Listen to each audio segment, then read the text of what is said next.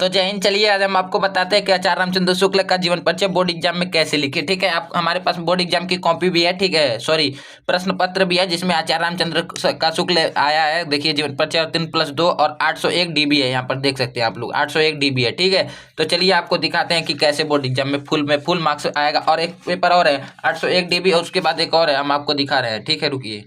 तो यहाँ देखिए ये 801 DE है। ठीक है, 12 32 86 38 40 से सर्च कर लीजिएगा, 95% का है। ठीक है, तो यहाँ पर 801 DB में है। तो देखिए यहाँ पर भी आचार्य रामचंद्र शुक्ल का आया है। ठीक है, और यहाँ पर भी आया है। ठीक है, 1 मिनट दिखा रहे हैं आपको, 1 मिनट जस्ट 1 मिनट।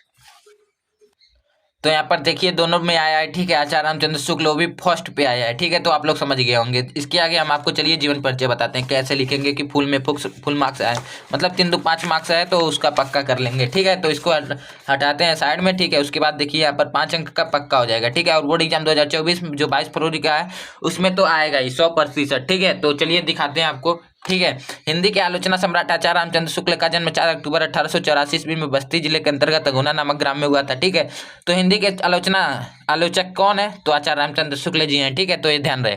ठीक है, तो इनका जन्म कब हुआ था? 4 अक्टूबर 1884 ईस्वी में हुआ था। ठीक है, और कहाँ पर हुआ था? तो बस्ती जिले के अंतर्गत अगुना नामक ग्राम में हुआ था। ठीक है, यहाँ पर तक क्लियर है।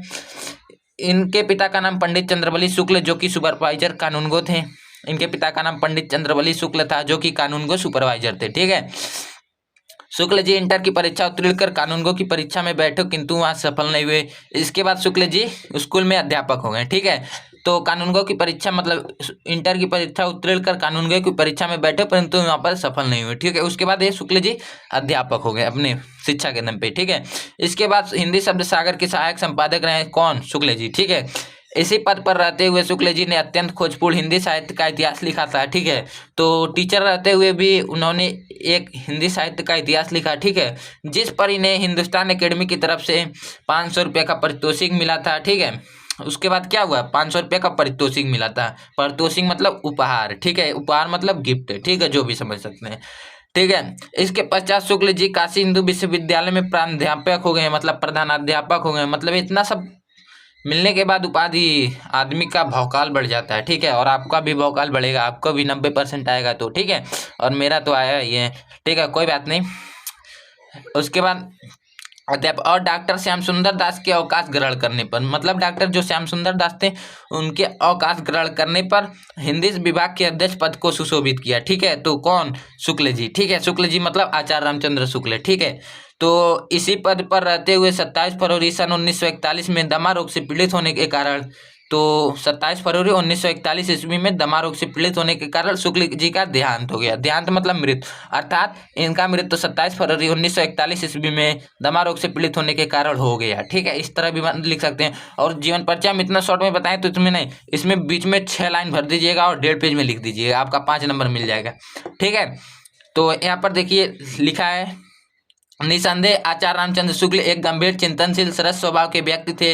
वे एक श्रेष्ठ निबंधकार और एक प्रतिभाशाली कवि भी थे। ठीक है, प्रतिभाशाली कवि भी थे। ठीक है, उसके आगे आप समझ रहे होंगे कि इतना लिखेंगे तो आपको 3 नंबर, और यहाँ पर इतना लिख देंगे रचनाएं तो 2 नंबर, चूंकि आपको हम दिखा सकते हैं कि आपको क्या लिखने पे मिलता है। ठीक है, यहाँ पर पेपर पूरा प्रूफ के साथ है। ठीक है, तो यहाँ पर देखिए क्या लिख रहा है। ठीक है, दिए गए लेखकों में से किसी एक लेखक का जीवन परिचय देते हुए उनकी प्रमुख रचना का उल्लेख कीजिए। तो यहाँ आचार्य रामचंद्र शुक्ल मतलब 3 नंबर यहाँ जीवन परिचय पे और 2 नंबर रचना पे। ठीक है, तो इसलिए रचना बहुत ही इंपॉर्टेंट है, आपको अब बताने की जरूरत नहीं है।